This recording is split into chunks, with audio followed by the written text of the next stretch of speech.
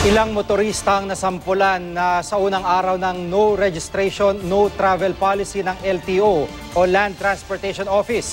Pero si MMDA Chairman Francis Tolentino umaalma.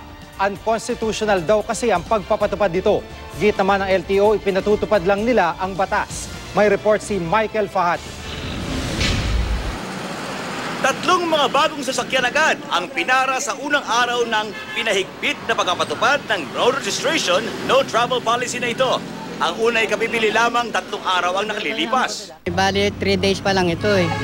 Alapas yung sa ano kaya binigay. Bago lang o eh. Pwede ka ba? Kunin mo na kagad sa dealer mo. Pinapalo up ko naman, sir. Sabi, sir? Paki-follow up lang nung registration. Inano ko, sinabi ko nga 7 days to. Ingat. Meron ding 2 araw pa lamang. Paki-follow up na lang po nung At meron ding mainit-init pa. Kahapon nga lang kasi nagka-problema. 1 week. Sige sir, may 1 week kayo. Ayos lang. Please, susundin ko naman. Sa ipinalabas sa direktiba, 1 linggo lang ang palugin at dapat may plaka na makukuha ang mga motorista mula sa LTO. Kapag higit pa, kumpiskado ang inyong lisensya at titikitan ka na. Sa ilalim ng direktiba, kukumpiskahin ang lisensya, titikitan at magbabayad ng kaukulang penalty. 10,000 piso ang katapat na penalty at karagdagang 1,000 pa para sa reckless driving. May 5 araw ka para i-contest ang pagkakahuli kung ito ay kasalanan mo o ng iyong dealer.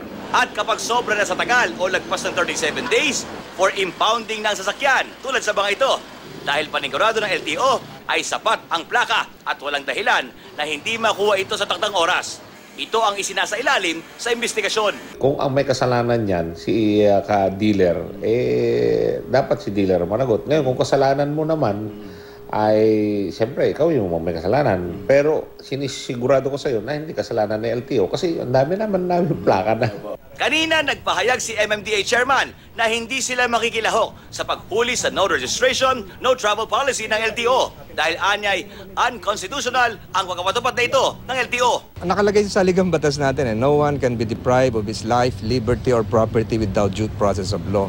Ito, ari-arian to, personal property ito na hindi magamit ng ating mga kababayan dahil lamang sa isang pulisiya na hindi nila alam. Ito yung mga kababayan natin, nagpundar sila, nagsumikap para makabili ng sasakyan, naguhulog buwan-buwan. Anong kasalanan nila na wala silang plaka ngayon?